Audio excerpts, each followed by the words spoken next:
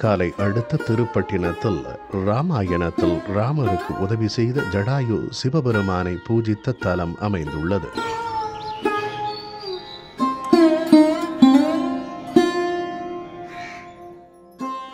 ஜடாயு பூஜித்ததால் இவ்வாலயத்தில் சிவபெருமான் ஸ்ரீ ஜடாயுபுரீஸ்வரராக அருள்பாலித்து வருகிறார்.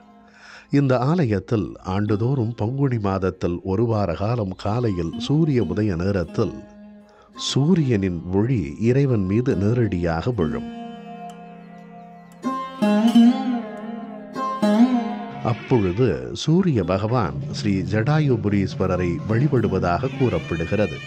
அதன்படி ஆண்டுதோறும் பங்குனி மாதத்தில் சூரிய பூஜை விழாவாக ஒரு வாரம் கொண்டாடப்படுவது வழக்கம். காலை 6 மணி அளவில் சூரியனின் ஒளி மூலவர் ஸ்ரீ ஜடாயுபுரீஸ்வர சுவாமி மீது விழுந்தபோது சிவபெருமானுக்கு சிறப்பு அபிஷேக ஆராதனையுடன் விசேஷ பூஜைகள் மற்றும் தீப ஆராதனைகளும் செய்யப்பட்டன.